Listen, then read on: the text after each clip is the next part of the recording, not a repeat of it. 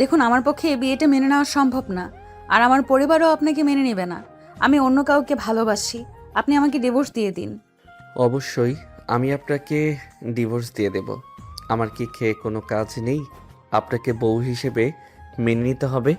আমি এখানে কিছুদিন থাকব। আপনি কবে ডিভোর্স দিতে পারবেন বলুন? আমি যে কী কারণে এখানে আসতে গেলাম। এখন আফসোস করে আর কি করবেন? চলেই তো এসেছেন। আপনি আপনার ঠিকানা দিয়ে যান, আমি ডিভোর্স পেপার রেডি করে পাঠিয়ে দিব সেই ঠিকানায়। ওই যে বড় বট গাছটার নিচে আপনি আমার জন্য অপেক্ষা করবেন। কালকে আমি ঠিক টাইম মতো পৌঁছে যাব। ঠিক আছে, তুমি যেমনটা বলছো তেমনটাই হবে, কিন্তু আমি শুধু তোমার থেকে মুক্তি চাই, আর কিছু না। অয়ন ঘুমিয়েছিল। হঠাৎ করে অয়নকে কেউ ধাক্কা লাগালো। অয়ন ঘুমের মধ্যে নড়েচড়ে আবারও ঘুমিয়ে গেল। আবারও অয়নকে ধাক্কাতে লাগলো। অয়ন এবার বিরক্ত হয়েই বলে উঠল, আমি বললাম তো আপনাকে আমি ডিভোর্স দিয়ে দিব। আপনি আমাকে বিরক্ত করছেন কেন? একটু শান্তিতে ঘুমাতে দিন না। অয়ন কথাটি বিড়বিড় করে বলল। অয়নের সামনে থাকা ব্যক্তিটি শুনতে পেল না স্পষ্টভাবে। অয়নকে ধাক্কাতে ধাক্কাতে ব্যক্তিটি জোরে চিৎকার করে বলে উঠল, এই, তোকে কতক্ষণ ধরে ডাকছি আমি? কি বিড়বিড় করে বলতেছিস? কিছুই তো বুঝতে পারছি না। জোরে বল, ঘুমের মধ্যে কি স্বপ্ন দেখছিস নাকি? অয়ন তার বড় বোনের কণ্ঠ শুনে ঘুম থেকে লাফতে উঠে পড়ল। তারপরে তার বড় আপুকে সামনে দাঁড়িয়ে দেখে জড়িয়ে ধরে বলে উঠল, আপু তুমি কখন এসেছো? আমাকে ডাকোনি কেন? আর তুমি আসবে আমাকে তো একবার জানাওনি। তাহলে আমি তোমাকে গিয়ে নিয়ে আসতে পারতাম। তোকে সারপ্রাইজ দেবার জন্য কিছু জানাইনি, এসে সারপ্রাইজ দিলাম, তুই খুশি হসনি? আর তুই ঘুমের মধ্যে বিড়বিড় করে কি বলছিলি? তুই কি কোনো স্বপ্ন দেখছিলি নাকি কতক্ষণ ধরে তোকে ডাকছি? অয়ন তার বড় বোনের মুখে এমন কথা শুনে চমকে গেল। তারপরে নিজেই মনে মনে বলতে লাগলো, হায় আল্লাহ, আমি স্বপ্নের মধ্যে তো ওই মেয়েটাকে দেখছিলাম। বিড়বিড় করে কি বলেছে আল্লাহই জানে। আপু কিছু শোনেনি তো? আপুকে দেখি জিজ্ঞাসা করি, কিছু শুনেছে নাকি? কিছু শুনলে তো সর্বনাশ হয়ে যাবে। অয়ন নিজের মনে মনে এইসবই ভাবছিল। লামিয়া তার ভাইকে অন্যমনস্ক থাকতে দেখে আবারও ধাক্কা দিয়ে বলে উঠল, কি রে অয়ন, তোর সমস্যা কি? তুই আবার কি ভাবতে বসেছিস? হ্যাঁ বলতো, তোর কি কোনো সমস্যা আছে? তুই কি কোনো বিপদে পড়েছিস? আমাকে পরিষ্কার করে বলতো। তোকে তো কখনো এরকম দেখিনি, আজকে এরকম করছিস কেন? কই আপু, আমার তেমন কিছু হয়নি। আসলে ঘুম থেকে উঠলাম তো, এর জন্য এরকম লাগছে। আমি বিড়বিড় করে কি বলছিলাম আমার তো মনে নেই। তুমি কি কিছু শুনেছো নাকি? না, আমি তোর কোনো কথা বুঝতে পারিনি। কি বিড়বিড় করে আস্তে আস্তে বলছিলি, স্পষ্টভাবে শুনতেই পারিনি। সেজন্যই তো তোকে জিজ্ঞাসা করলাম। অয়ন তার বড় আপুর কথা শুনে যেন বড় একটা বিপদ থেকে রক্ষা পেল। নিজের মনেই মনে বলতে লাগলো, আল্লাহ অনেক বড় বাঁচান বাঁচাইছে আপু। কিছু শুনতে পারিনি। আপু শুনলে তো আমার সব শেষ হয়ে যেত। আমাকে মনে হয় বাড়ি থেকে বের করে দিত আব্বু আম্মু। অয়ন, তোর ভাব আমার ভালো লাগছে না। তোর কিছু একটা হয়েছে। আমি কিন্তু আব্বু আম্মুকে সব বলে দিব, তুই যদি আমাকে কিছু না বলিস। আরে আপু, তুমি এত চিন্তা করছো কেন? আমার কিছুই হয়নি। তুমি নিচে যাও, আমি ফ্রেশ হয়ে ঝটপট আসছি। আমি তো তোমাকে বললাম আমি ঘুম থেকে উঠেছি তো, তাই এরকম মনে হচ্ছে তোমার। আমি ফ্রেশ হয়ে নিচে নামবো, দেখবে একদম আমাকে আগের মতো ফুরফুরা লাগবে। আর আমার কি হবে বলো? আমার কিছুই হয়নি, সত্যি বলছি। ঠিক আছে, তাড়াতাড়ি নিচে আয়। ফ্রেশ হয়ে তোর জন্য কেউ অপেক্ষা করছে। তার তো আর দেরি সহ্য হচ্ছে না। তাড়াতাড়ি তোকে নিচে যেতে বললো। তোমার সাথে কে কে এসেছে আপু? না তুমি একা এসেছো? তুমি কার কথা বলছো আমি বুঝতে পারছি না, কিন্তু একটু পরিষ্কার করে আমাকে বলো না। এখন তোকে কিছু বলবো না, তুই নিচে আয়। ফ্রেশ হয়ে নিজেই দেখে নিবি নিচে কে এসেছে আর তোর জন্য কেই বা অপেক্ষা করছে। এই বলে অয়নের বড় আপু চলে গেল নিচে। তাড়াতাড়ি করে উঠে ফ্রেশ হয়ে চলে আসলো নিচে। নিচে এসে দেখে তিনজন মেয়ে, তাদের মুখ দেখা যাচ্ছে না, টিভি দেখছে তারা। সিঁড়ি দিয়ে নিচে নেমে এসে তাদের দুজনের সামনে দাঁড়ালো। সিঁড়ি দিয়ে নামার আওয়াজ পেয়ে একজন তার মুখটা ঢেকে নিল।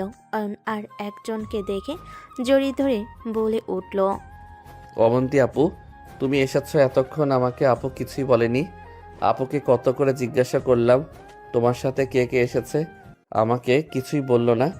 তুমি আমার রুমে যাওনি কেন, আর আমাকে ডাকোই নিবা কেন? আরে পিচ্ছি, তুই শান্ত হ, তুই চুপ কর, আগে আমাকে বলতে দে। এত পাগলামো করছিস কেন? আমি তো লামিয়াকে নিষেধ করেছিলাম তোকে না জানাতে যে আমি এসেছি। তোকে সারপ্রাইজ দিতে চেয়েছিলাম, তুই সারপ্রাইজ হয়ে গেলি। কি সুন্দর, তাই না? আর যদি প্রথমেই লামিয়া গিয়ে বলে দিত আমি এসেছি, তাহলে এই মজাটা তো আর হতোই না, তাই না? অবন্তীর কথা শেষ হতেই আর একটা মেয়ে এসে অয়নকে জড়িয়ে ধরল। অয়ন বেশ বিরক্ত হয়ে তাকে বলে উঠল, রুহি আপু, কি হচ্ছে? আমাকে ছাড়ো বলছি। হুটহাট করে তুমি আমাকে জড়িয়ে ধরো কেন? তোমার লজ্জা করে না? আমার লজ্জা করবে কেন? আমি তো তোকে ভালোবাসি, তুই কেন বুঝতে চাস না এটা? আর খালামণি তো বলেছে তোর সাথে আমারই বিয়ে দিবে, তাহলে তোকে জড়িয়ে ধরলে সমস্যা কি?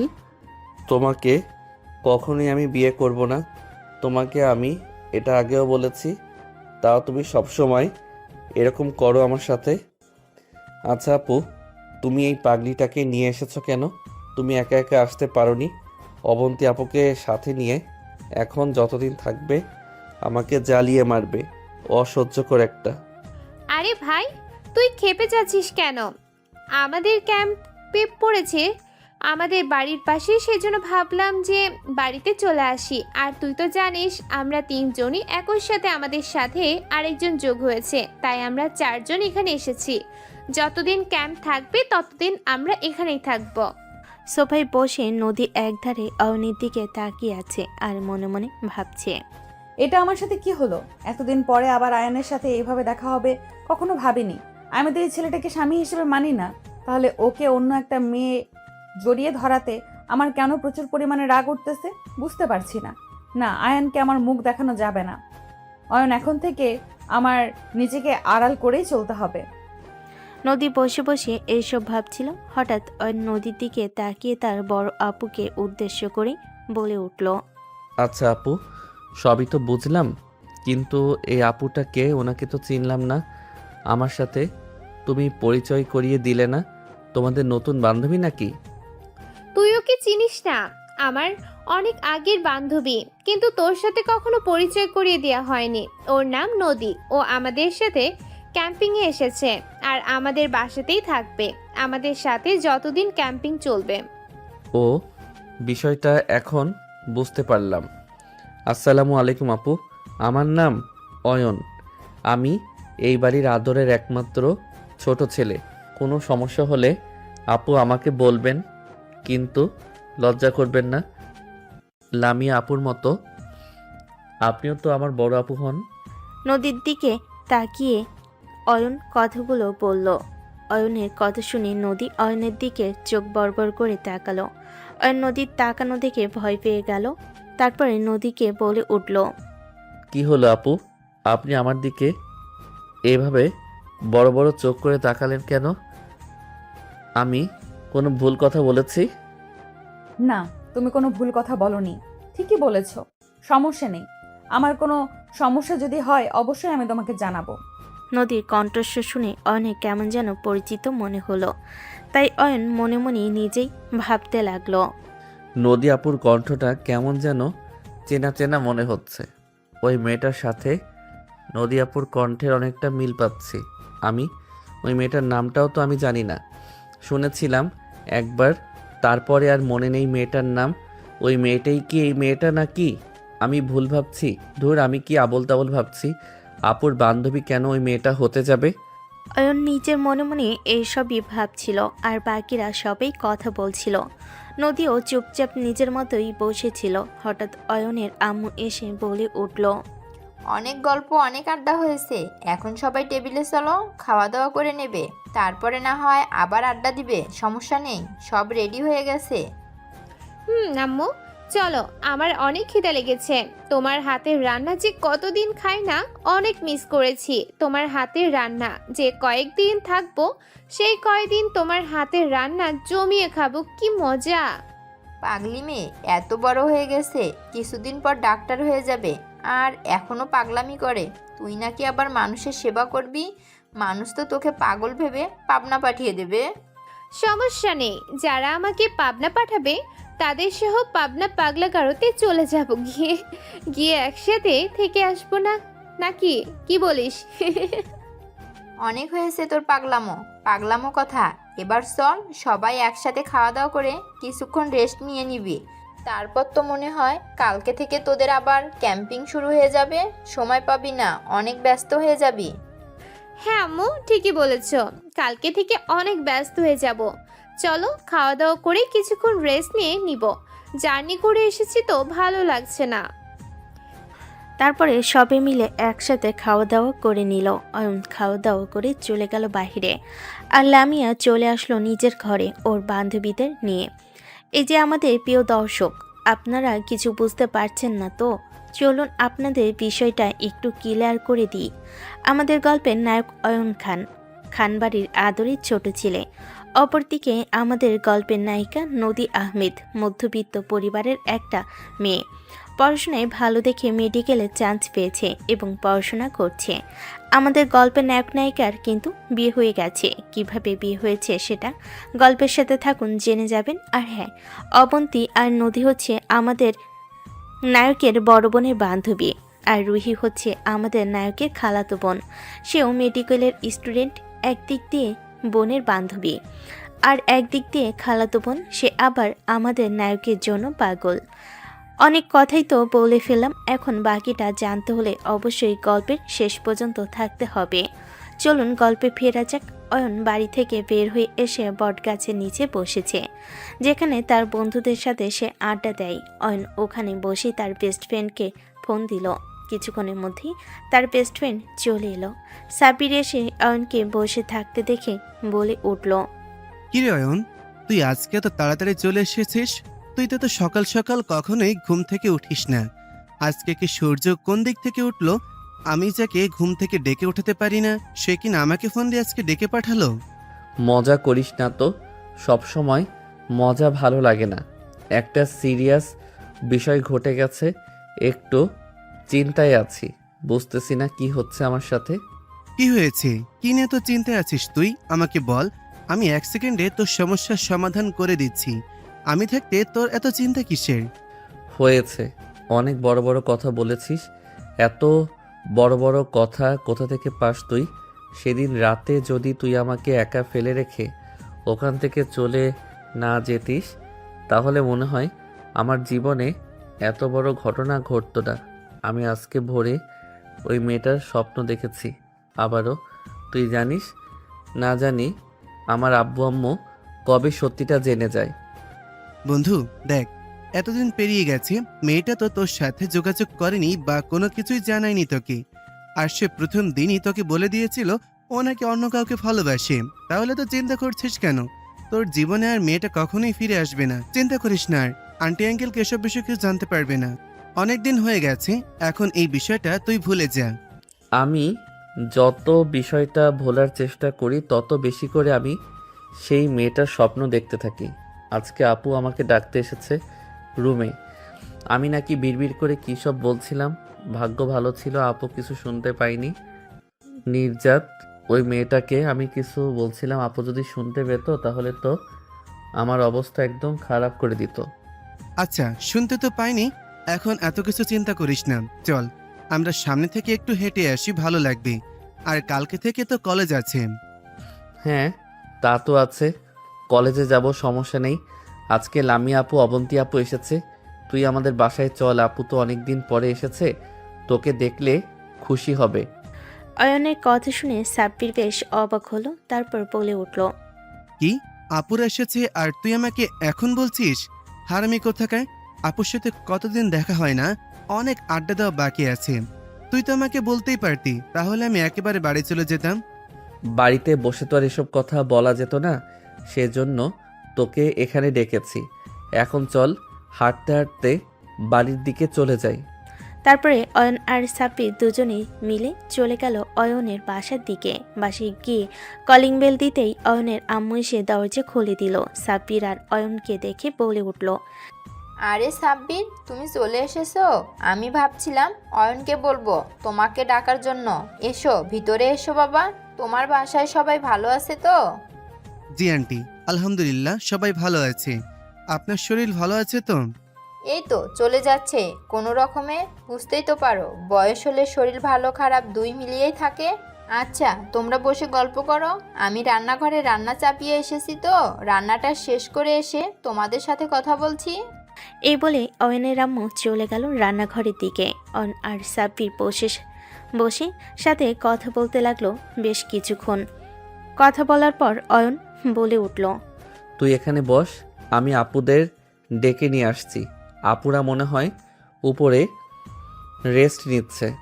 আচ্ছা তুই যা, আমি এখানেই বসছি। অয়ন চলে গেল ওপরে তার আপুদের ডাকতে। অয়ন তার আপুর রুমের সামনে গিয়ে দাঁড়িয়ে দরজায় নক করতে লামিয়া ভিতর থেকে বলে উঠল, কে?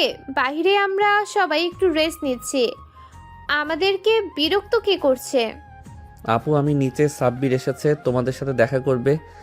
তোমরা সবাই একটু নিচে এসো। আমি নিচে গেলাম। এই বলে অয়ন চলে গেল নিচে সাব্বিরের কাছে।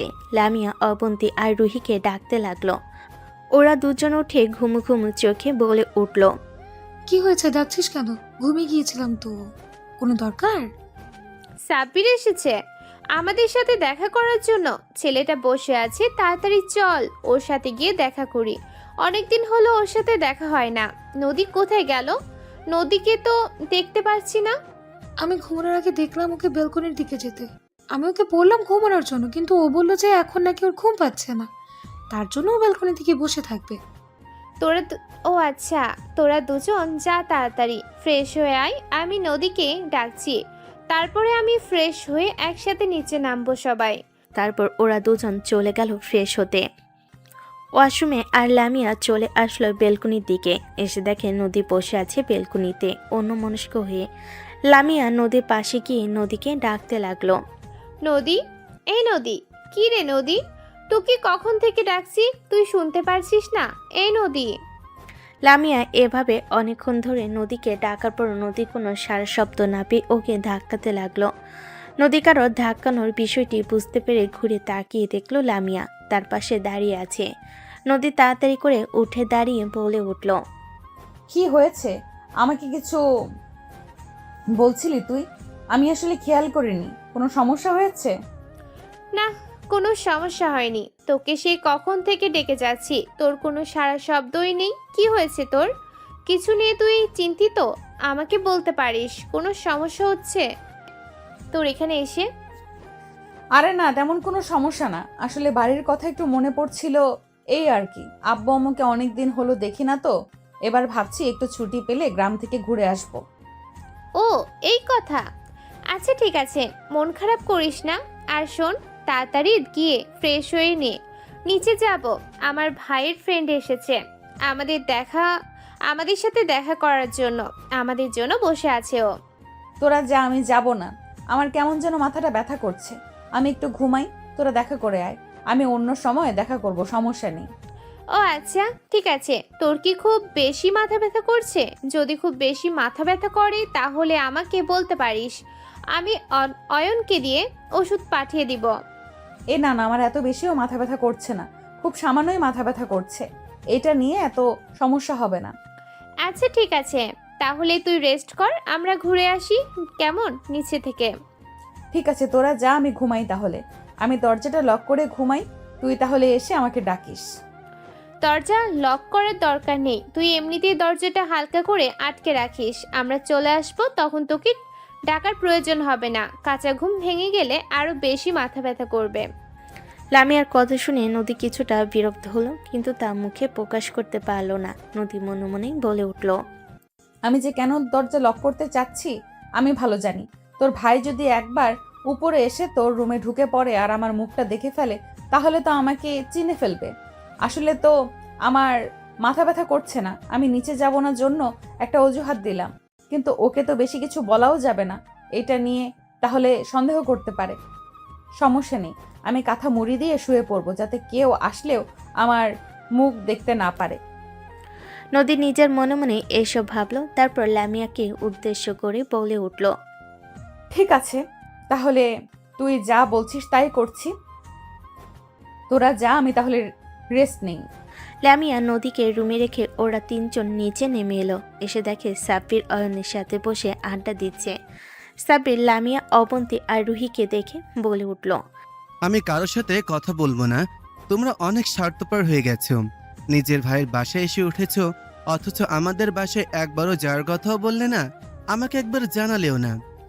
আরে সাব্বির, রাগ করিস না, আমরা তো একটা কাজে এসেছি তাই না? আর তোকে জানাতে চেয়েছিলাম, কিন্তু এসেছি কিছুক্ষণ আগে, এর জন্য খাওয়া দাওয়া করে একটু রেস্ট নিচ্ছিলাম। আমি জানতাম অয়ন তোকে ঠিকই নিয়ে আসবে। হ্যাঁ, এখন তো এসব বলবেই, আমি বুঝতে পেরেছি। তোমরা আমাকে ভাই মনে করোই না, মনে করলে ঠিকই একবার জানাতে। সাব্বির, বেশি কথা বলে ফেলেছিস, এখন কিন্তু মার খাবি, আমার হাতে বলে দিলাম। এত কথা বলে বস তো এখানে, বসে আড্ডা দিব। আর আমার এক বান্ধবী তো একদম নতুন এসেছে, ওর নাম নদী। ও তো এখানকার তেমন কিছুই দেখেনি কখনো। দুদিন আমাদের ক্যাম্পিংয়ের খুব চাপ থাকবে, তারপরে বিকেলবেলা আমরা ঘুরতে যাব, কেমন? সাব্বির, তোকে কিন্তু আগেই বলে রাখলাম, বাইক নিয়ে চলে আসবি, বাইকে করে ঘুরে যাব। আমরা 6 জন যাব, ঠিক আছে? ঠিক আছে আপু, তুমি যা বলবে সেটাই হবে। তুমি একটা কথা বলেছো আর আমি সেটা শুনিনি, এরকমটা কখনো হয়েছে বলো? না, তেমনটা তো হয়নি, সেজন্য তো বলি তুই আমার লক্ষ্মী মিষ্টি ভাই। আর আমার ছোট ভাইটা আমার একটা কথাও শোনে না, হারামজাদা একটা। তুই আমার লক্ষ্মী ভাই।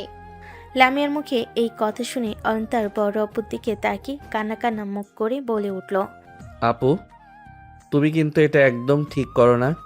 যখনই সাব্বির আসে তখনই সাব্বিরের সামনে তুমি আমাকে খারাপ বানিয়ে দাও কেন? আমি কি তোমার কথা শুনি না নাকি? আমি তোমার কোন জন্মের শত্রু বলো তো? তুমি সবার সামনে আমাকে এভাবে অপমান করো, এটা কিন্তু একদম ঠিক করো না। আমি তোমার সাথে আজকের পর থেকে আর কোনো কথাই বলবো না তোমার সাথে আরই।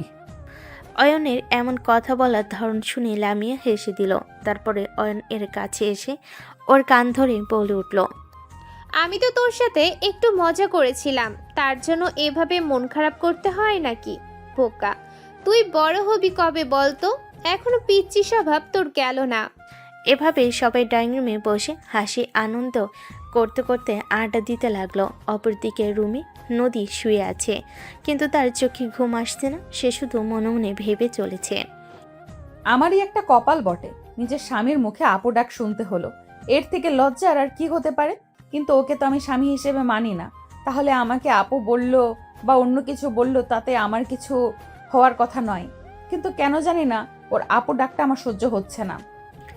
এসব ভাবতে ভাবতে নদী কখন যে ঘুমিয়ে গেছে তার খেয়াল নেই। অপরদিকে সবাই আড্ডা দিতে দিতে দুপুর হয়ে গেল।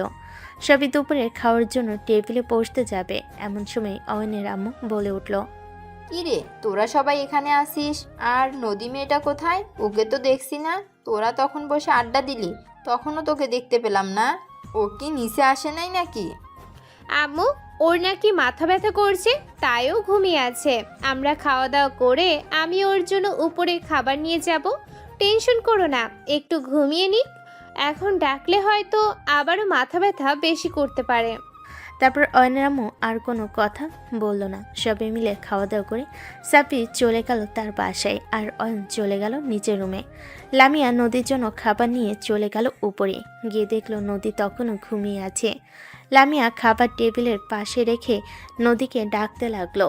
কিরে নদী, এখনো তুই ঘুমিয়ে আছিস? দুপুর হয়ে গেছে, তো তাড়াতাড়ি উঠে ফ্রেশ হয়ে খাওয়া দাওয়া করে নে। কখন খাবি? বেলা হয়ে গেছে তো অনেক।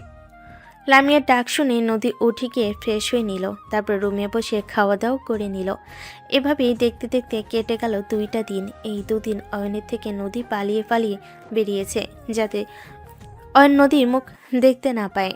আজকে বিকেলে সবে মিলে ঘুরতে যাওয়ার প্ল্যানিং করেছে। সেজন্য সাব্বির চলে এসেছে অয়নদের বাসায় বাইক নিয়ে। সবাই রেডি হচ্ছে। নদী যেতে চায়নি। নদীকে এক প্রকার জোর করেই সবাই নিয়ে যাচ্ছে।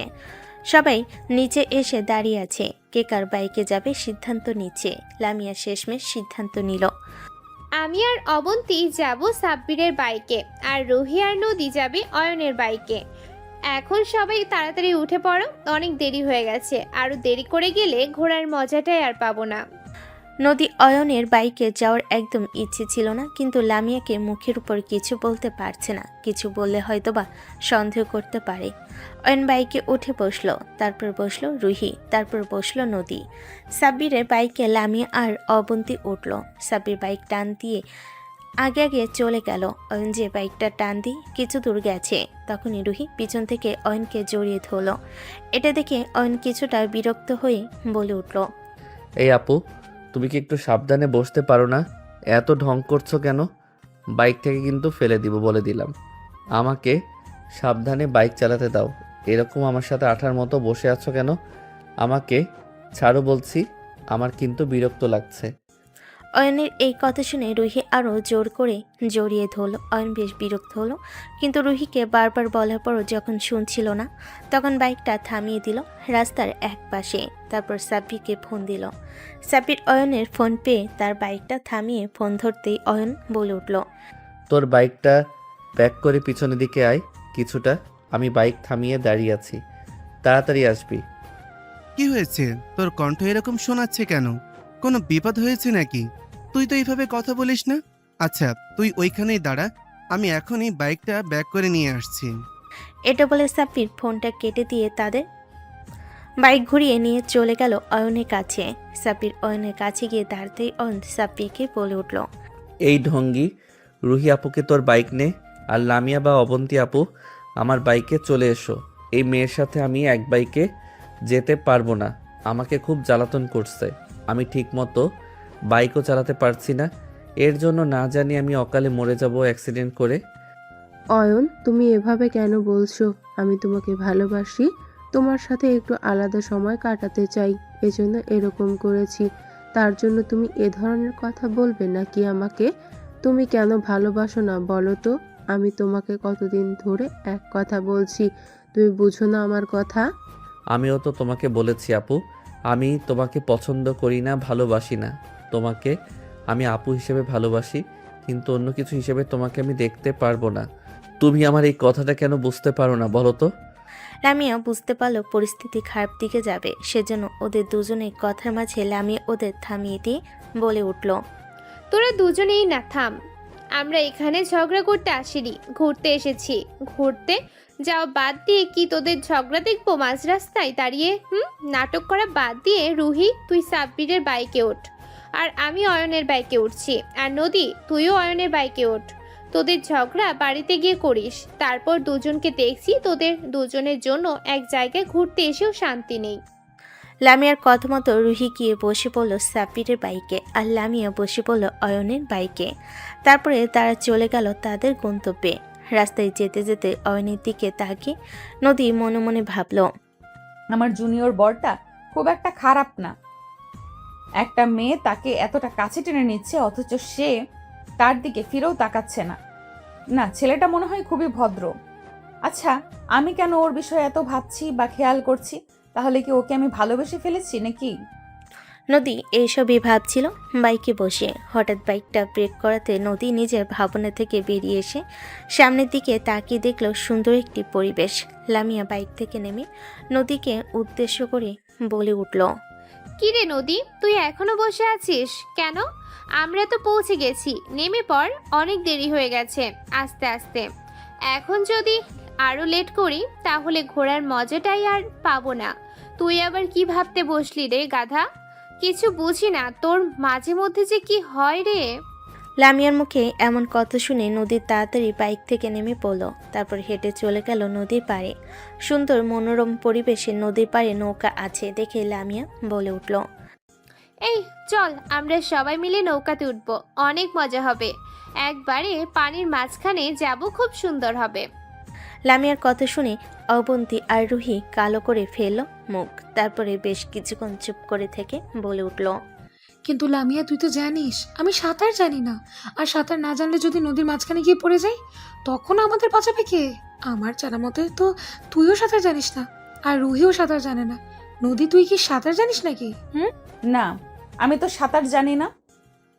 ছোটবেলায় একবার নদীতে নেমে ডুবে গিয়েছিলাম সাঁতার শিখতে গিয়ে, সেই জন্য আর সাঁতার শেখা হয়নি। ভয়ে আমি নৌকাতে উঠবো না। তোরা যদি উঠিস তাহলে উঠতে পারিস। আমি এখানেই দাঁড়িয়ে আছি, তোরা ঘুরে আয় নৌকা করে।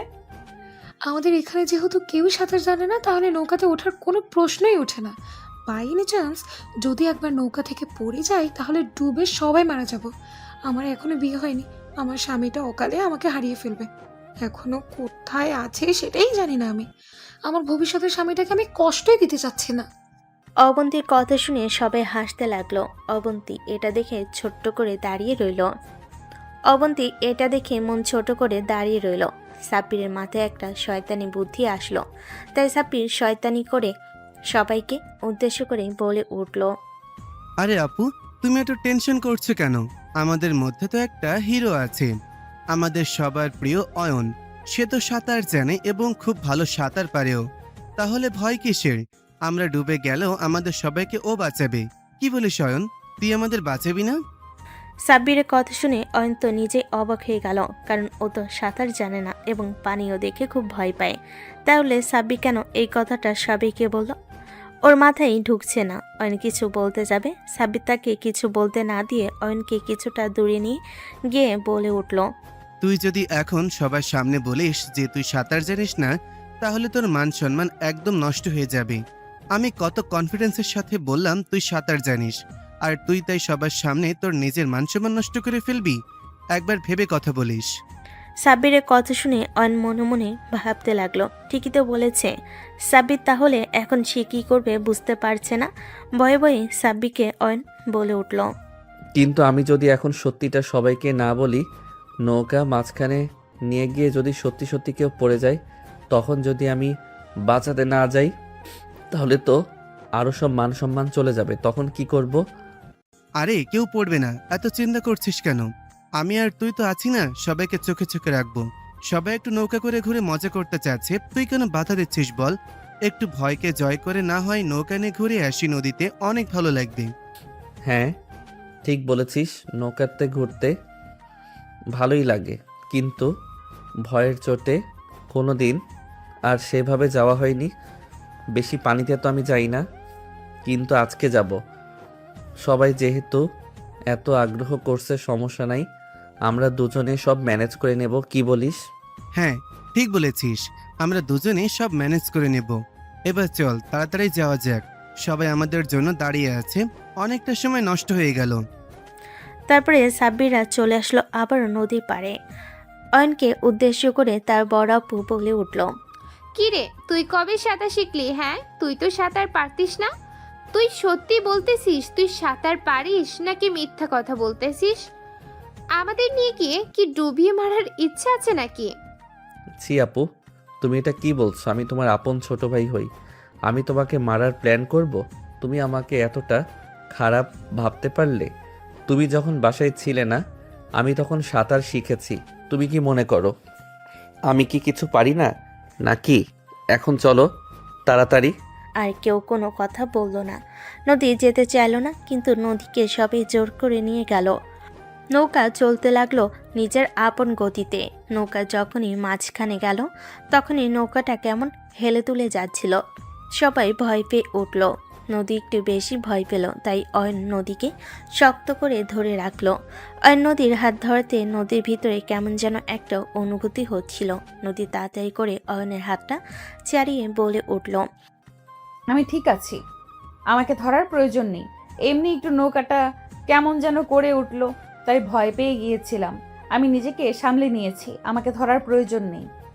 আপু, আপনি যদি খুব বেশি ভয় পেয়ে থাকেন তাহলে আমাকে কিন্তু ধরতে পারেন, না হলে পরে যদি পড়ে যান আবার সেজন্য আর কি আমি আপনাকে ধরেছিলাম, কিছু মনে করবেন না। অয়ন এটা বলা শেষ করতেই রুহি এসে অয়নের গলা জড়িয়ে ধরে বলে উঠল, বাবু এসো, আমি তোমার সাথে ছবি উঠব। তুমি আমাকে সব সময় ইগনোর করো কিসের জন্য? কিছুদিন পর তোমার সাথে আমাকে বিয়ে দেয়া হবে, তাও তুমি আমাকে ইগনোর করে চলো। আজকে আমি তোমার কোনো কথাই শুনবো না। আজকে আমরা কয়েকটা বেশ কাপল ফটো উঠবো, তারপর সেগুলো আমি সোশ্যাল মিডিয়াতে পোস্ট করব। সবাই জানবে তুমি আমার জুনিয়র বর। হিহি, কি মজা! তখন আর তোমার দিকে কেউ নজর দিবে না। রুহির এমন কথা শুনে অয়ন বেশ বিরক্ত হলো। নদী তো চোখ বড় করে তাকিয়ে রুহির কাণ্ড দেখছে। অয়ন রুহিকে সরিয়ে দিয়ে চিৎকার করে বলে উঠল, তোমার সমস্যা কি? আমি তোমাকে বলিনি যে আমি তোমাকে পছন্দ করি না, তাও সে গায়ে পড়ো, এটা আমার বিরক্তিকর লাগে। আর দেখছো যে নৌকা টলতেছে, তাও কেন এরকম লাফালাফি করতেছো? পড়ে মরার ইচ্ছা আছে নাকি? যাও চুপচাপ গিয়ে বসো। আপু, ও যদি আবারও এরকম করে আমি কিন্তু ওকে ধাক্কা দিয়ে ফেলে দিব বলে দিলাম। আরও পড়ে ডুবে মরে গেলেও আমি ওকে বাঁচাতে যাব না। অয়নের এরকম রাগে রাগে কথা শুনে রুহি তাকে ছেড়ে দিয়ে গিয়ে লামিয়াদের পাশে বসে পড়ল। রুহি লামিয়ার পাশে বসতে লামিয়া বলে উঠল, সব সময় বেশি বাড়াবাড়ি করিস তাই না? এখন বকা খেয়ে শান্তি হয়েছে তো? এখন অন্তত চুপ করে বসে থাক। ছবি উঠাবি, ওঠা না। আমাদের ছবি ওঠা, তোর নিজের ছবি ওঠা, তা না না গেছে আমার ভাইয়ের কাছে বকা খেতে। কেমন লাগলো বকা খেতে? তোর ভাই সব সময় আমার সাথে এরকম করে, তুই ওকে কিছু বলিস না কেন? আমি তোকে সত্যি সত্যি ভালোবাসি। ও কি কোনোদিন আমার ভালোবাসা বুঝবে না? নাকি তোর ভাইটা এমন কেন বলতো? এত ভালোবাসি তোর ভাই কিছুই বুঝে না। ও এখনো ছোট, তেমন কিছু বোঝানোর বয়স হয়নি। এখনই ওর উপর এত প্রেশার দিস না। যা করতে এসেছিস সেটা কর, আনন্দ কর, মজা কর, তা না সব সময় বেশি বুঝিস। রুহি তারপরে আর কিছু বলল না। মন খারাপ করে চুপ করে কিছুক্ষণ বসে রইল। তারপরে মুড ঠিক করে আবারও ছবি ওঠাতে লাগলো ওর আর লামিয়াদের সাথে। নদী মনে মনে বসে ভাবতে লাগলো, এই রুহি পেতনিটা দেখছি আমার স্বামীর ঘাড়ে ঝোলার অনেক শখ।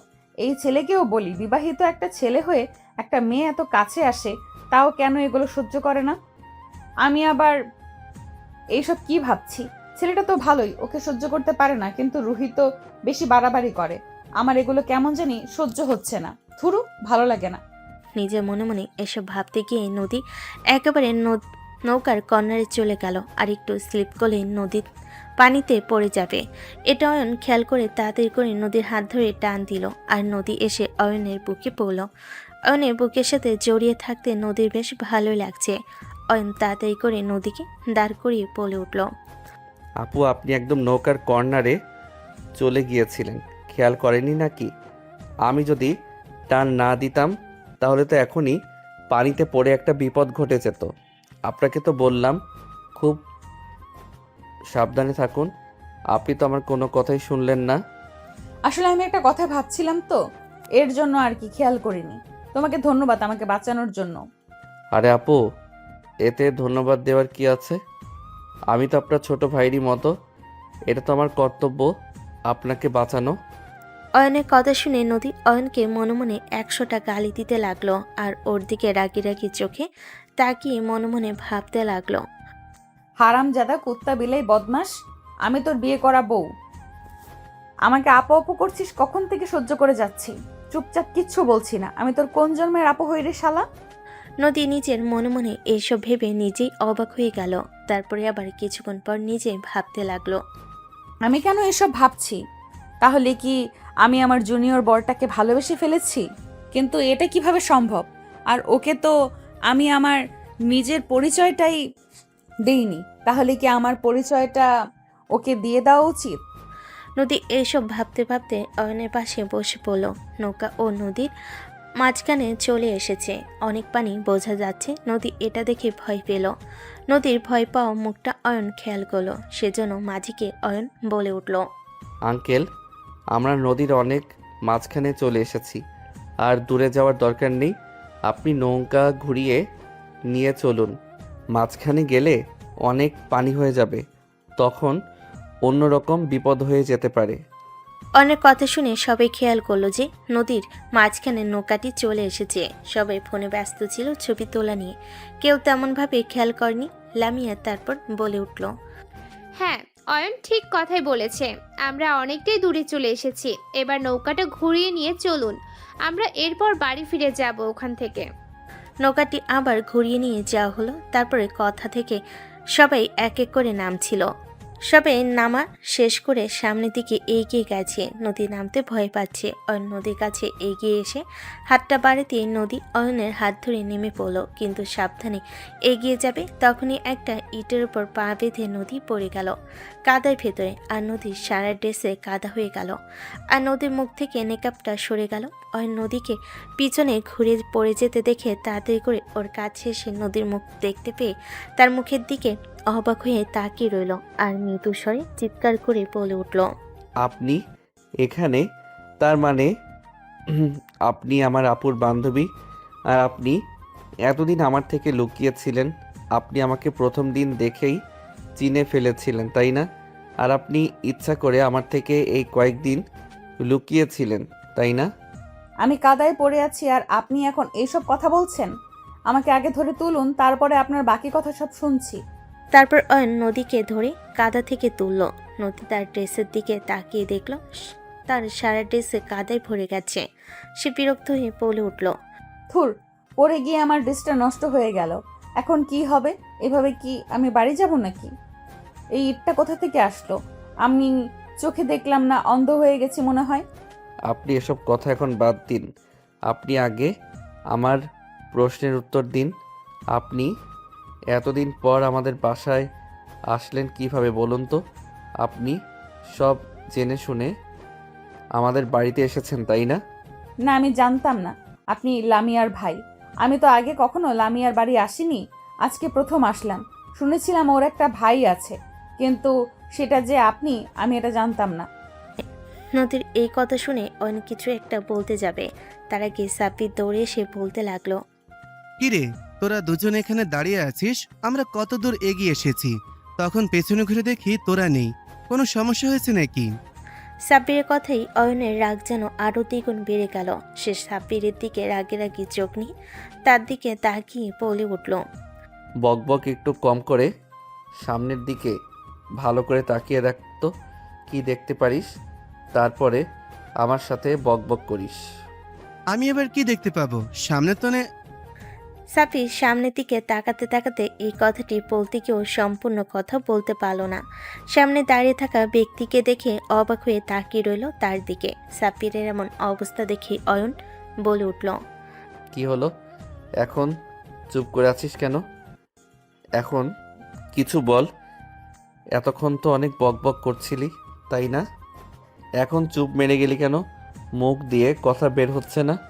ভাই, আমি যা দেখেছি তা কি সত্যি সত্যি নাকি স্বপ্ন দেখেছি? উনি এখানে কিভাবে এলো? কিভাবে আসবে? আমাদের সাথে এসেছে, আমার বাইকে করে এসেছে এবং আমার বাড়ি থেকে এসেছে, অথচ আমি তাকে চিনতেও পারিনি। তার মানে এটা নদী আপু, লামিয়া আপুর বান্ধবী, যাকে তুই কয়দিন আপু বলে ডাকতিস, সে কিনা তোর বিয়ে করা বউ। ভাবা যায় বিষয়টা কত ইন্টারেস্টিং। শালা, তুই চুপ করবি? না হলে তোকে এই নদীতে নিয়ে লাথি মেরে ফেলে দিব। সাঁতার তো জানিস না, ডুবে মরে যাবি। না রে ভাই, আমার এখনই মরার শখ নেই। আমি আমার বউকে বিধবা করতে চাই না। এখন আমার বউ কোন চিপায় পড়ে আছে খুঁজে পেলাম না, আর এখনই মারা যাব? এটা কেমনে হয়? বড় পোড়া দাঁড়িয়ে আছে অনেকক্ষণ ধরে। এখন তাড়াতাড়ি চল, না হলে ওরা সন্দেহ করবে। বাসায় গিয়ে বাকি কথা বলবো। তারপরে কেউ আর কোনো কথা না বলে সবাই চলে গেল লামিয়াদের কাছে। লামিয়া ওদের কাছে আসতে দেখে বলে উঠল, তোদের আসতে এতক্ষণ লাগে? তাই কি মেহেদি লাগিয়ে হাঁটছিসটা কি? হ্যাঁ, দুজনকে ডাকতে একজনকে পাঠালাম, সেও গিয়ে এতক্ষণ পরে আসলো।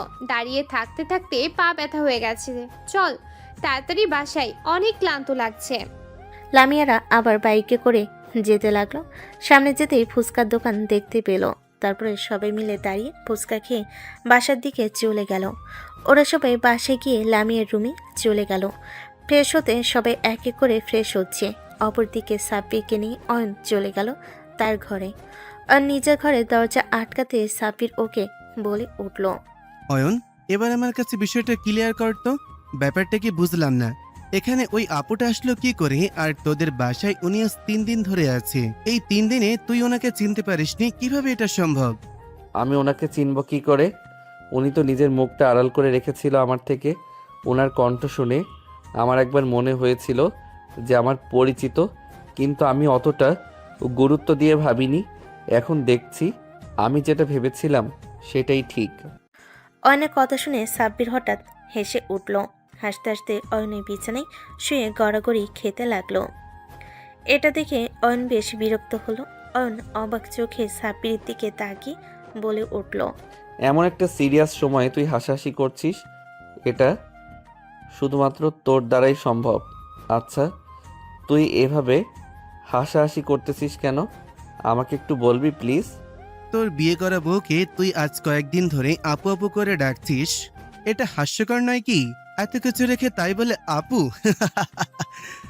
ভাই, আমি আর হাসতে পারছি না, আমাকে একটা থামাতো, আমার পেট ব্যথা হয়ে গেল। তোর পেট আমি ব্যথা হওয়াচ্ছি। লাঠি দিয়ে পিঠের উপর বাড়ি দিলে তোর সব হাসি বের হয়ে যাবে। আমি কি জেনে শুনে ওনাকে আপু বলে ডেকেছি নাকি? আর ওনাকে আমি বউ হিসেবে মানি না, তাহলে আপু বললে সমস্যা কোথায়? তোদের এখনো ছাড়াছাড়ি হয়নি, তাহলে তুই আপু কেন বলবি? ছাড়াছাড়ি হলে এক কথা ছিল, কিন্তু এখন তো তোর বিয়ে করা বউ আছে, আর বিয়ে করা বউকে আপু ডাকা এটা মানা যায় না। আর যাই হোক, আল্লাহর কাছে দোয়া করি তোর মতন কপাল যেন আমার না হয়, নিজের বউকে আপু ডাকতে হয়। আচ্ছা ভাই, তুই তাহলে থাক তোর মতো, তোর হাতে মার খাওয়ার শখ আমার নাই। আমি তোর মুখ দেখেই বুঝতে পারছি তুই আমাকে এখন ধরতে পারলে পিটানি দিবি। তোর সাথে আবার পরে দেখা হবে, তোর মাথা ঠান্ডা হবে। আল্লাহ হাফেজ, আমি গেলাম। এ বলে সাব্বির দৌড়ে দরজাটা খুলে বাইরে বের হয়ে গেল।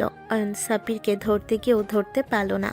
বিরক্ত হয়ে খাটের উপর বসে রইল, কারণ সে খুব ভালো করে জানে এখন নিচে গেলেও সে সাব্বিরকে ধরতে পারবে না।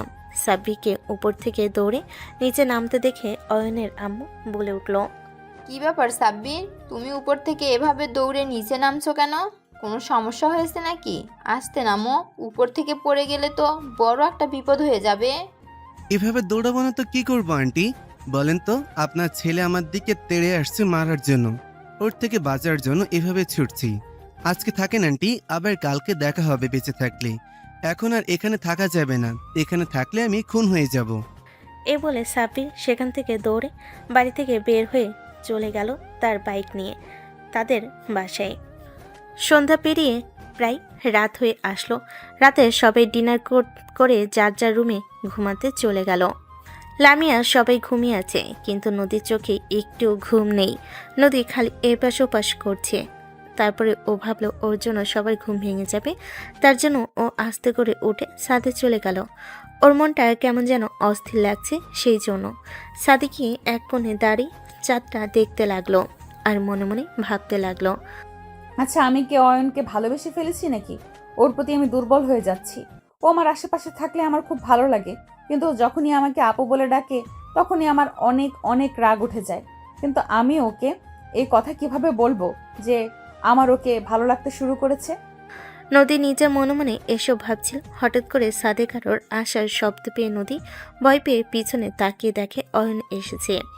নদী অয়নকে দেখতে পেয়ে বেশ অবাক হয়ে গেল।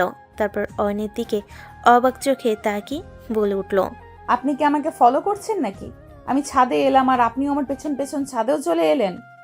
বিষয়টা কি বলুন তো? আপনি কি আমাকে একটু শান্তি দিবেন না? এই যে মিস, সাবধানে কথা বলুন। বাড়িটা আমার, আমি যেখানে খুশি সেখানে যেতে পারি। আমি আপনার জন্য আসিনি, আমার ঘুম আসছিল না, এর জন্য আমি ছাদে এসেছি। আর আপনি কি বললেন আমি আপনাকে শান্তি দিচ্ছি না? আপনি আর আমাকে শান্তি কই দিলেন বলুন? আপনি সেদিন রাতে আমাকে বলেছিলেন পরের দিন সকালে আপনার জন্য বটগাছের নিচে অপেক্ষা করতে। আমি আপনার জন্য সকাল থেকে সন্ধ্যা পর্যন্ত অপেক্ষা করলাম, আপনি তো আসলেন না। আমার জীবনটা আপনি শুধু শুধু নষ্ট করে দিলেন। আপনি না জেনে শুনে একদম কথা বলবেন না।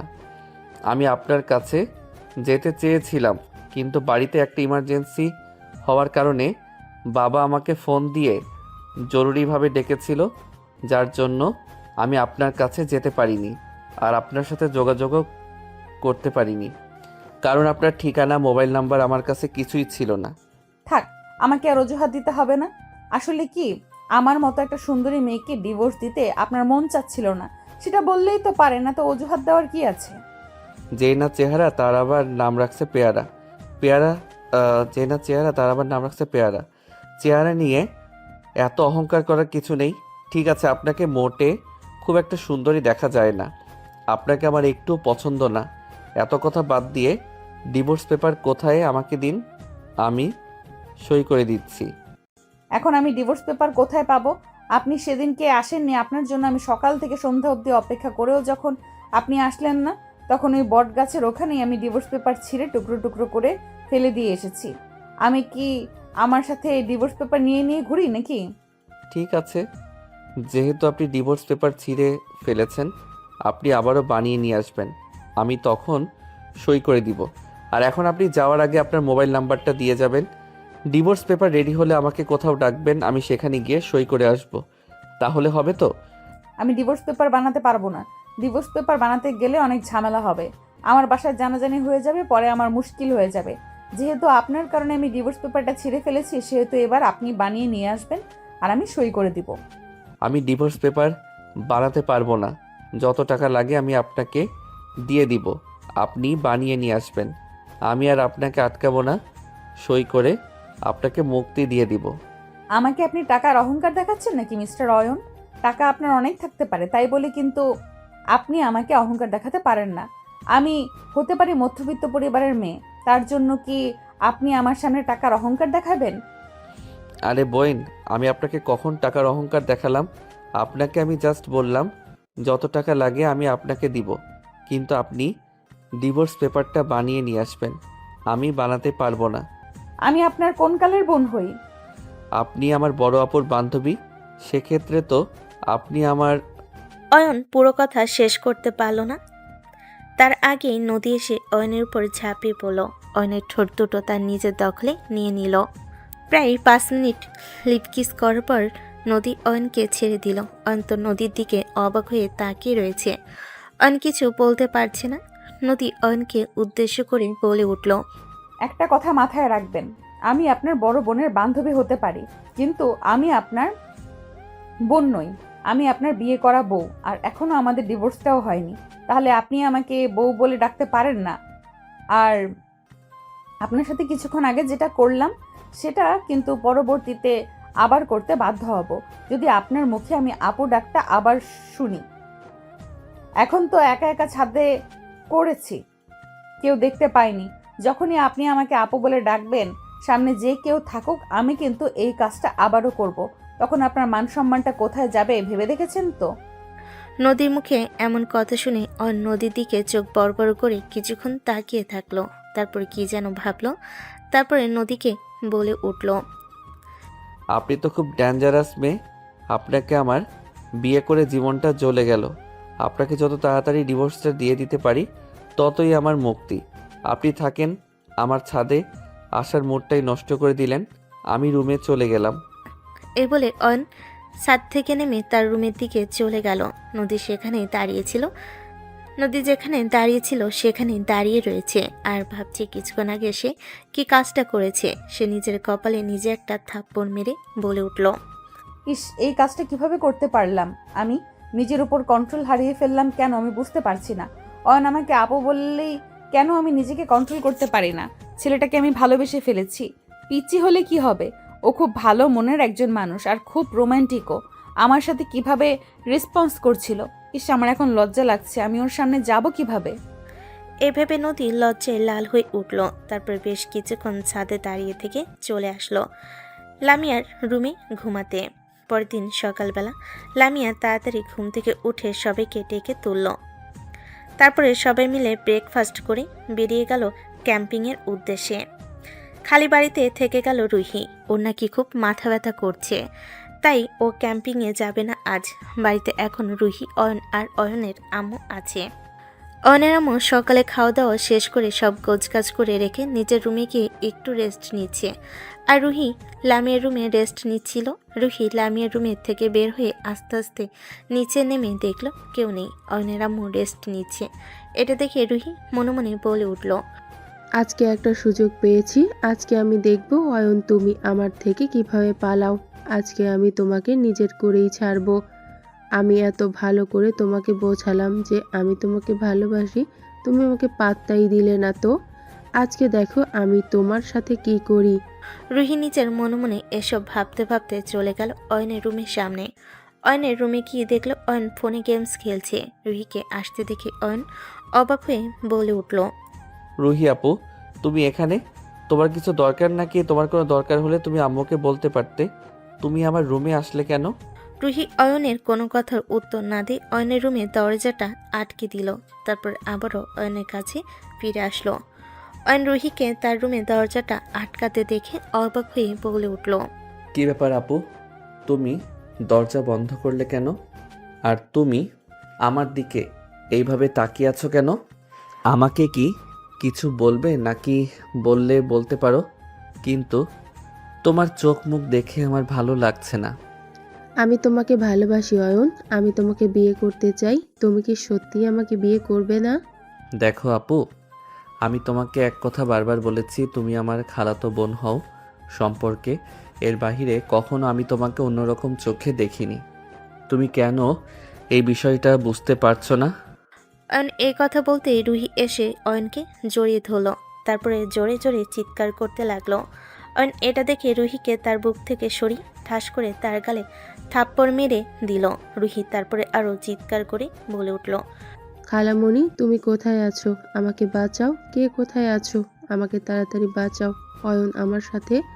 রুহি এটা বলে দরজা খুলে কান্না করতে করতে চলে গেল নিচে।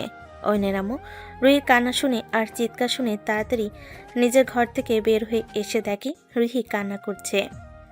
রুহিকে জড়িয়ে ধরে অয়নের আম্মু বলে উঠল, কি হয়েছে মা রুহি? তুই আমাকে বল, কান্না করছিস কেন এভাবে? তোর না মাথা ব্যথা করছিল? তুই না উপরে রেস্ট নিচ্ছিলি? তাহলে তুই এখন এভাবে কান্না করছিস কেন? অয়ন, অয়ন আমার সাথে। রুহি আর কিছু বলল না, আবারও কান্না করতে লাগলো, মানে অভিনয় করতে লাগলো। অয়নের আম্মু রুহির কোনো কথা বুঝতে না পেরে রুহিকে আবারও প্রশ্ন করলো, অয়ন, অয়ন কি করেছে তোর সাথে? আমাকে পরিষ্কার করে বল তো, আমি তোর কোনো কথাই বুঝতে পারছি না। রুহি এবার কান্না থামিয়ে কিছুক্ষণ চুপ করে থাকলো। তারপর অয়নের আম্মুকে উদ্দেশ্য করে বলতে লাগলো, খালামণি আমার খুব মাথা ব্যথা করছিল। তুমি তোমার ঘরে রেস্ট নিয়েছিলে দেখে আমি তোমাকে ডিস্টার্ব করিনি। আমি অয়নের কাছে গিয়েছিলাম ঔষধ আনার জন্য। আর অয়ন তখন আমাকে জোর করে রুমে খারাপ কাজ করার চেষ্টা করছিল। ও আমার সাথে অন্যায় করতে যাচ্ছিল। আমি ওর কথাতে রাজি হইনি দেখে ও আমাকে থাপ্পড় মেরেছে খালামণি। অয়নের আম্মু অয়নের নামে এই কথা শুনে মাথায় যেন আকাশ ভেঙে পড়ল। অয়নের আম্মু চিৎকার করে অয়নকে ডাকতে লাগলো। অয়ন তাড়াতাড়ি করে নিজের ঘর থেকে নিচে আসতেই অয়নের আম্মু ঠাস ঠাস করে অয়নের গালে চর বসিয়ে দিল। তারপর অয়নকে বলতে লাগলো, সি অয়ন, তোকে আমার নিজের ছেলে বলতে লজ্জা করছে। তুই এত ছোট মন মানসিকতা নিয়ে চলাফেরা করিস? এভাবে তুই মেয়েটার সাথে খারাপ ব্যবহার করতে পারলি? এটা আমার বিশ্বাসই হচ্ছে না। অয়ন গালে হাত দিয়ে তার আম্মুর দিকে তাকিয়ে আছে।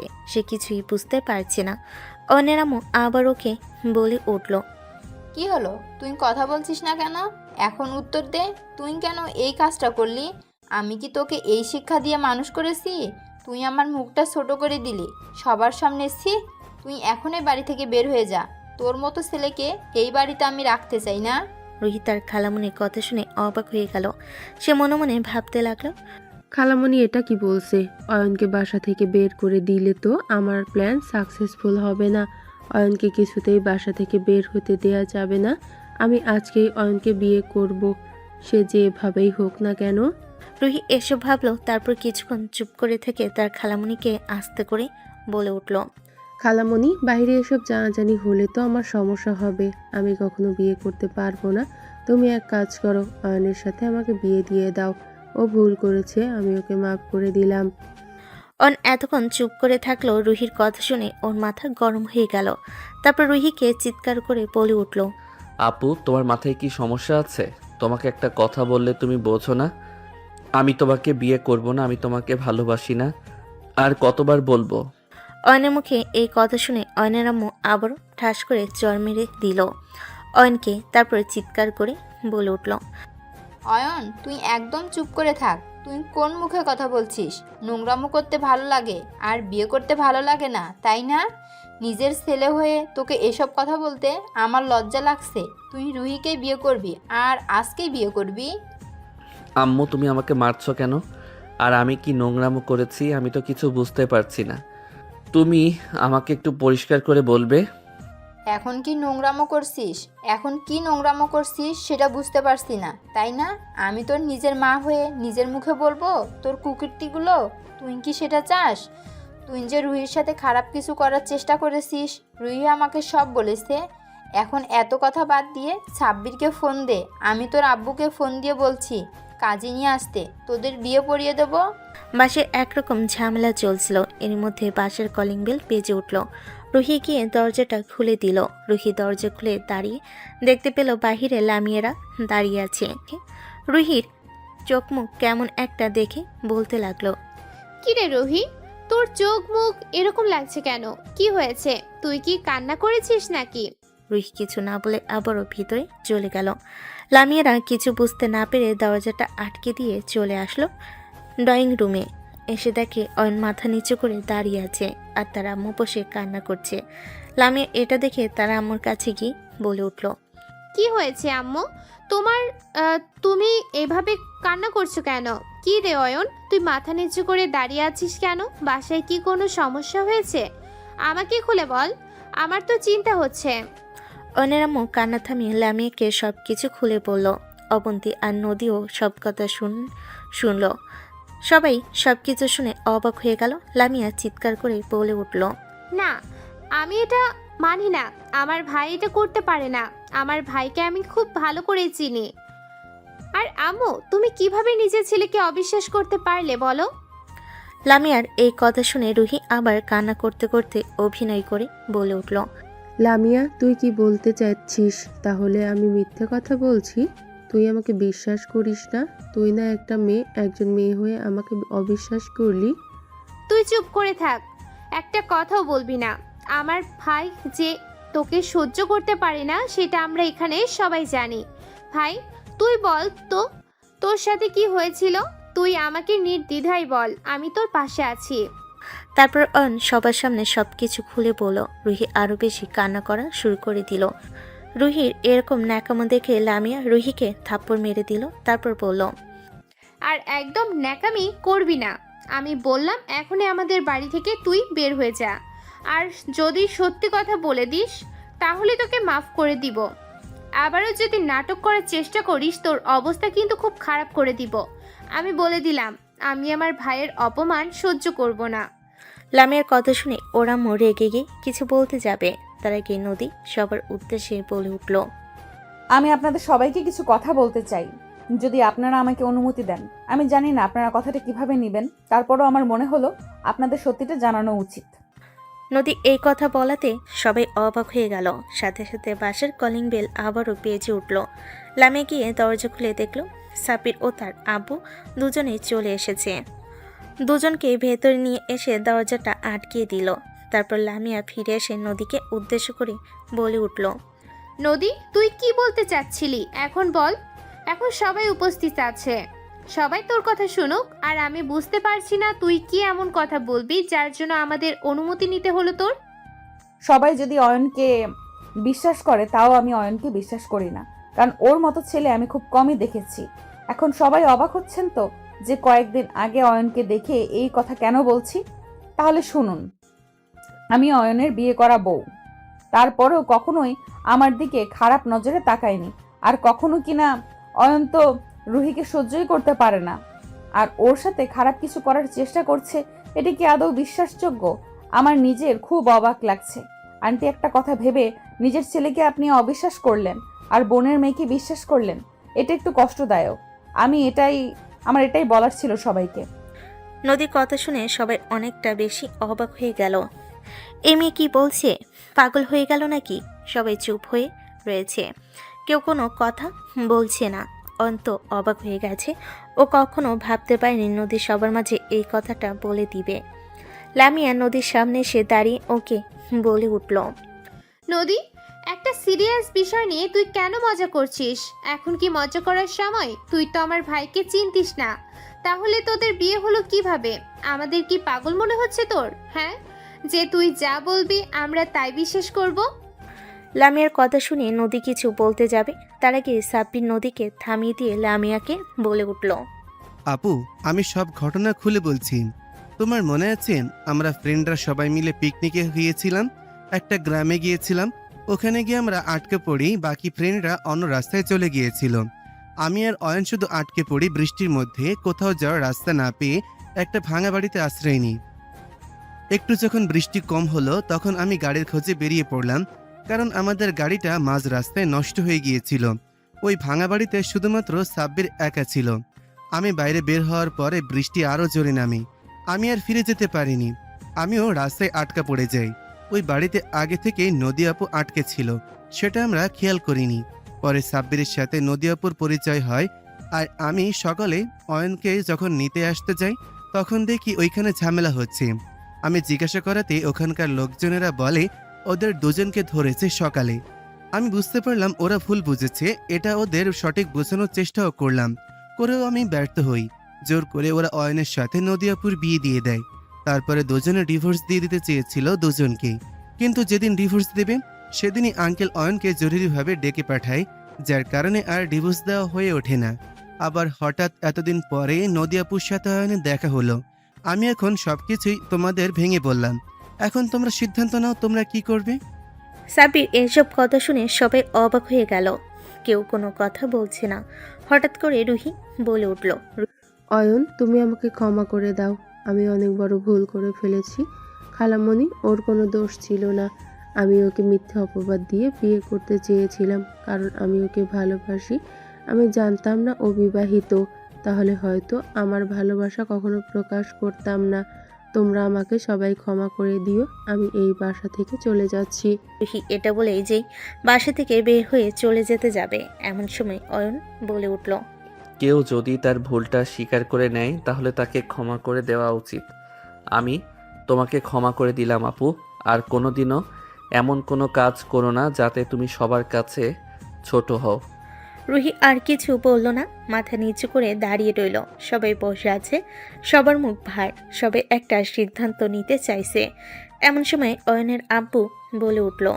এখন কিছুই করার নাই, নদীর আম্মু আব্বুকে ডেকে সব কিছুই বুঝিয়ে বাড়ির বউ বাড়িতে রেখে দিতে হবে, দরকার পড়লে ওদের নতুন করে বিয়ে দিতে হবে। এছাড়া আমি কোনো উপায় দেখছি না। নদী, তোমার আব্বু বা আম্মুর নাম্বার দাও, আমি ওদের আসতে বলছি। তারপরে নদী তার আব্বুর নাম্বার অয়নের আব্বুর কাছে দিয়ে দিল। অয়নের আব্বু নদীর আব্বুকে ফোন দিয়ে তাদের বাসায় আসতে বলল, যত দ্রুত সম্ভব। নদীর আব্বু বলল তারা যত তাড়াতাড়ি সম্ভব আসছে। তারও রওনা দিয়ে দিল অয়নদের বাসার উদ্দেশ্যে। বেশ কয়েক ঘন্টা পর নদীর আব্বুরা চলে আসলো অয়নদের বাসায়। সবাই ড্রয়িং রুমে বসে আছে। নদীর আব্বু বলে উঠল। ভাইজান, আমাদের এত দ্রুত ডেকে পাঠালেন যে? কোনো সমস্যা হয়েছে? আমার মেয়ে কোনো অন্যায় করেছে? নদীর আব্বুর এই কথা শুনে অয়নের আব্বু সব কিছু খুলে পড়ল নদীর আব্বুকে। নদীর আব্বু সব শুনে তো নদীকে মারতে যাবে, তখনই অয়নের আব্বু বলে উঠল। এত বড় মেয়ের গায়ে হাত তুলতে নেই, এখন একটাই সমাধান, ওদের আবার বিয়ে পড়িয়ে দেই আর ওদের আমরা মেনে নেই। অয়নের আব্বুর এই কথা শুনে সবাই সম্মতি প্রকাশ করলো নদীর আব্বুকে পৌঁছানোর জন্য। নদীর আম্মু বলে উঠল। আমার মনে হয় আমার মেয়ে এখানেই সুখে থাকবে, তুমি আর না করো না, এই বিয়েতে রাজি হয়ে যাও। তারপরে আর কি করার, সবার সম্মতিতে একটা কাজে ডেকে ওদের বিয়েটা পড়িয়ে দেওয়া হলো। রাত প্রায় 12টা। অয়ন রুমে আসলো, এসে দেখলো নদী খাটের মাঝখানে বসে আছে। অয়ন দরজাটা লাগিয়ে দিয়ে নদীর কাছে আসতে নদী খাট থেকে নেমে অয়নের কলার ধরে বলে উঠল। এতক্ষণ কোথায় ছিলে তুমি? তোমার জন্য আমি অপেক্ষা করছিলাম। না, আজকে যে আমাদের বাসর রাত, তুমি কি সেটা ভুলে গেছো? না, আমি সেটা ভুলিনি, কিন্তু এই সাব্বির হার আমাকে আটকে রেখেছিল। তা তুমি আমাকে যে পছন্দ করো সেটা আগে বলনি কেন? আমি কি আগে বুঝতে পেরেছিলাম নাকি? সময়ের সাথে সাথে বুঝতে পেরেছি যে আমি তোমাকে ভালোবেসে ফেলেছি। এই জুনিয়র বরটাকে আমার অনেক বেশি ভালো লেগে গেছে। আই লাভ ইউ জুনিয়র বর। I love you my dear senior বউ। তাহলে এখন আদর করা শুরু করি। তুমি সেটা সহ্য করার জন্য তৈরি হও। এই বলে অয়ন ঠোঁটজোড়া তার দখলে করে নিল। নদীও অয়নের সাথে রেসপন্স করতে লাগলো। আস্তে আস্তে তাদের ভালোবাসা আরও গভীর হতে থাকলো। আমরা আর গভীরে না যাই, সবাই ওদের জন্য দোয়া করবেন, ওরা যেন সারা জীবন এভাবেই সুখে শান্তিতে থাকতে পারে। আবারও দেখা হবে নতুন কোনো গল্পে। সে পর্যন্ত সবাই সুস্থ থাকবেন, ভালো থাকবেন। আল্লাহ হাফেজ।